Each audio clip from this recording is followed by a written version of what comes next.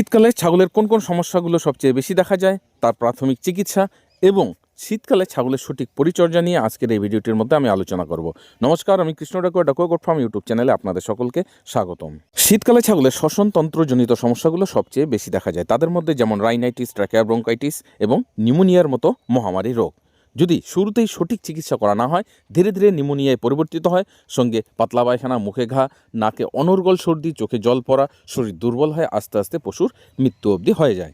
এই ধরনের রোগগুলোতে যেন আক্রান্ত না হয়, তার জন্য শীতের শুরু থেকেই ছাগলের সঠিক পরিচর্যা করতে হবে। শুকনো জায়গায় রাখবেন, প্রয়োজনে ছাগলকে গায়ে বস্তা দিয়ে রাখবেন।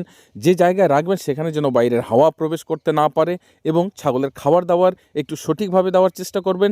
প্রয়োজনে ঠান্ডা জল না দিয়ে গরম জল খাওয়াবেন এবং সর্ষের তেল নাকে অবশ্যই ব্যবহার করবেন।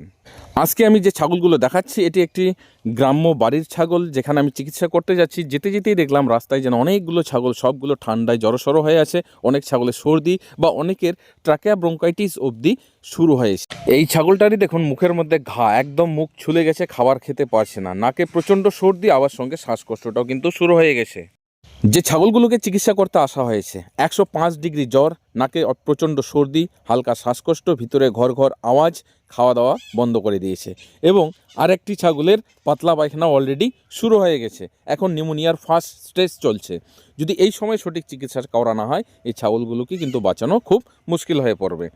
তো চিকিৎসায় যে মেডিসিনগুলি প্রয়োগ করা হলো, 1 নম্বরে দেওয়া হয়েছে তাকে সিপিএম, অ্যানালজেসিক্স, এবং অ্যান্টিবায়োটিক হিসাবে তাদের দেওয়া হলো টাইলোসিন এবং সঙ্গে একটা ভিটামিন বি কমপ্লেক্স। সঙ্গে কিছু ওরাল মেডিসিন দেওয়া হলো। যদি রাত্রে পুনরায় জ্বর দেখা দেয়, তাকে অ্যানালজেসিক্স এবং পেনিসিলিন গ্রুপের অ্যান্টিবায়োটিক দিয়ে দেওয়া হলো।